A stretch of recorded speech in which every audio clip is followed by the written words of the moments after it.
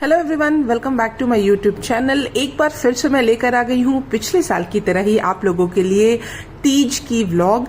तो आप लोग इस वीडियो को पूरा देखिए और मुझे जरूर बताइएगा कि आप लोगों को ये वीडियो कैसा लगा।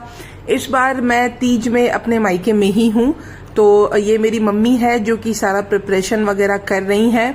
तो इस वीडियो में मैं आपको सारी चीजें दिखाऊंगी कि कैसे हमने पूजा किया और क्या क्या चीजें इस पूजा में लगती हैं। सबसे पहले मम्मी ने कुछ कुछ चीजें अरेंज कर ली थी नहाने के बाद। उसके बाद फिर हम रेडी हो गए और काफी सारी चीजें लगती हैं इस पूजा में और थोड़ा टाइम तो लगता ही है। वैसे आज ही तीज की पूजा है, सारी जगहों पर आज ही मनाई जा रही है। तो मैंने सोचा कि चलो जल्दी जल्दी थोड़ा वीडियो एडिट करके डाल देते हैं, क्योंकि मैं चाहती थी कि मैं आज ही के दिन आप लोगों के साथ ये वीडियो शेयर करूं। तो आप लोग भी मुझे कमेंट में जरूर बताइएगा कि आप लोगों ने तीज कैसे मनाया। तो हम लोग आज काफी मॉर्निंग में ही उठ गए थे, 6 बजे हम उठ गए थे, क्योंकि आज की पूजा की जो टाइमिंग थी वो 10:30 बजे तक की ही थी। तो काफी जल्दी जल्दी सारा कुछ अरेंज करके पूजा करना था और तीज की पूजा में थोड़ा समय तो लगता ही है। तो हम लोग रेडी हो गए थे और मम्मी ने सारी अरेंजमेंट्स वगैरह कर ली थी। उसके बाद फिर सबसे पहले इसमें होता है कि सबके यहाँ ऐसे अलग अलग तरीके से मनाया जाता है, मतलब रिचुअल्स अलग हैं। तो हमारे यहाँ पर ऐसा है कि पान के पत्ते पे उसमें एक शिव जी और पार्वती जी का मूर्ति बनाया जाता है, वो भी बालू से। तो वो मम्मी ने बना लिया था। उसके बाद फिर मम्मी अपनी पूजा करना स्टार्ट कर चुकी थी। तो सबसे पहले जैसे कि हम जानते हैं कि शिव जी को सिंदूर नहीं चढ़ाया जाता है, तो मम्मी ने अबीर चढ़ाया और फिर जनेऊ, सुपारी और फल फूल ये सब चढ़ाया। तो मम्मी जैसे जैसे पूजा करती जा रही थी मैं भी उन्हें देख रही थी, क्योंकि मुझे भी उन्हें को ही फॉलो करना था। इसकी प्रिपरेशन की जो वीडियो थी वो भी मैं जरूर डालूंगी। आप लोग जानते होंगे कि उस दिन विश्वकर्मा पूजा और तीज का नहाए खाए दोनों एक ही दिन पड़ा था। तो उस दिन काफ़ी सारी चीज़ें हो गई थी, क्योंकि हमारे घर में जिम भी है हमारे एक भैया का, तो हम लोग वहाँ भी गए थे पूजा अटेंड करने के लिए। तो उसकी वीडियो भी मैं ज़रूर डालूंगी। और फिर घर में तीज का नहाए खाए का भी काफ़ी सारा चीज़ था, क्योंकि मम्मी जो है वो घर में ही पकवान और गुजिया बनाती हैं। तो उसकी वीडियो भी मैं आप लोगों के साथ ज़रूर शेयर करूँगी। तो आप लोग भी मुझे बताएं कि आप लोग अपने घर में गुजिया और पकवान बनाते हैं कि नहीं।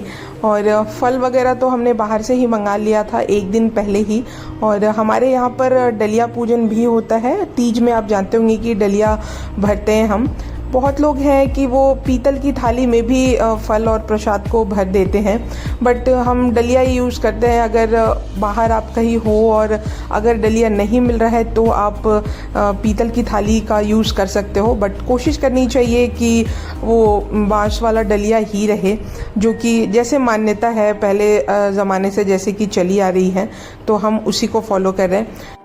तीज की फास्टिंग जो होती है वो निर्जला होती है, जिसमें कि हम पानी भी नहीं पी सकते और वो काफ़ी टफ़ है। मेरे लिए तो बहुत ज़्यादा टफ़ है। आप लोग भी मुझे बताइएगा कि आप लोग पानी पीते हैं या फिर मतलब बिना पानी के रह जाते हैं। तो बहुत सारे लोग हैं जिनसे कि नहीं हो पाता है, या फिर जो बूढ़े बुजुर्ग हैं तो वो लोग थोड़ा पानी या फिर जूस वगैरह पी लेते हैं। उस पर कोई हर्ज नहीं है मेरे ख्याल से।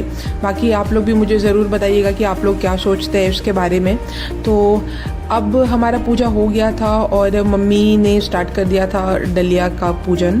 तो सबसे पहले मम्मी अपनी डलिया भरेगी और उसके बाद फिर जैसे वो करेंगी उसे अकॉर्डिंग मैं भी करूँगी। तो मम्मी अपनी डलिया को भर रही थी, जिसमें कि हमने फल और पकवान और गुजिया जो हमने बनाया था वो श्रृंगार का सामान भी चढ़ता है पार्वती जी को, वो भी उस डलिया में बांधा जाता है। और एक न्यू कपड़ा होना चाहिए, नया कपड़ा होना चाहिए, उसमें आप डलिया को बांधते हो। तो मम्मी की डलिया पूजन हो चुकी थी। उसके बाद फिर अब मैं तैयारी कर रही थी डलिया पूजन की। तो आप देख सकते हैं कि छोटा ही बांस का डलिया है, उसमें पहले सिंदूर लगाया जाता है 5 बार। और नारियल भी हम लेकर आए थे, तो नारियल को भी सादा नहीं चढ़ाया जाता है, तो उसमें भी हमने सिंदूर लगाया 5 बार। एक्चुअली मैं उल्टा नारियल पकड़ी हुई थी, तो मम्मी ने मुझे बताया कि इस तरीके से नहीं, सीधे करके पकड़ो।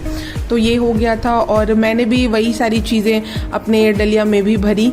फल और पकवान, गुजिया, यही सब मैंने भी भरा था। श्रृंगार का सामान, पैसे, कुछ फल और फूल भी चढ़ाते हैं हम, और जनेऊ, सुपारी, पान। सबसे पहले हम पान रखते हैं। और एक चीज़ और मैं बताना चाहूँगी कि इसमें ये भी मान्यता है कि चना भी फुलाया जाता है। चना भी फुलाकर तीज में बहुत ज़रूरी है, और वो भी हम डालते हैं, उसकी भी पूजा होती है। तो सबसे पहले डलिया में मैंने वही डाला, चना और अरवा चावल। 5 बार मम्मी ने बताया कि मुट्ठी से डालना होता है, मुट्ठी बंद करके। और उसके बाद फल वगैरह मैंने डाल के सब कुछ अच्छे से, श्रृंगार का सामान और सब कुछ अच्छे से अरेंज करके मैंने भी अपने डलिया को अच्छे से पूजा कर लिया।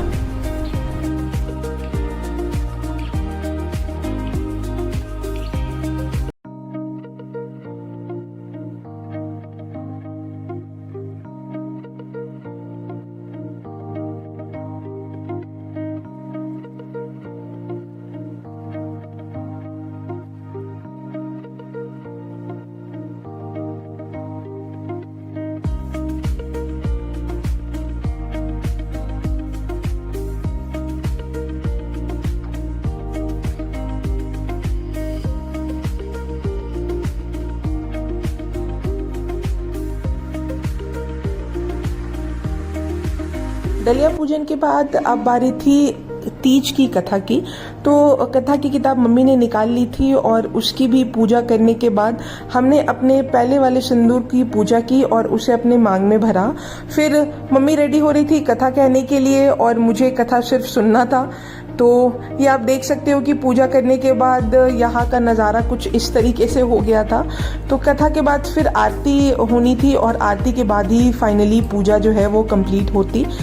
तीज में हमें एक्चुअली बनारसी साड़ी ही पहननी रहती है, और कम से कम तब तक तो ज़रूर कि जब तक शादी के आपके 5 साल या 10 साल तक ना हो जाए। मेरी मम्मी अभी तक अपनी शादी वाली ही साड़ी पहनते आ रही है, और मैंने भी अपनी शादी वाली ही साड़ी पहनी है, जैसा कि आप देख सकते हो, वो भी बनारसी ही है। तो आप लोग भी मुझे कमेंट में बताइएगा कि आप लोग न्यू ड्रेस पहनते हो, न्यू साड़ी वगैरह, या फिर अपनी शादी वाली ही कैरी करते हो।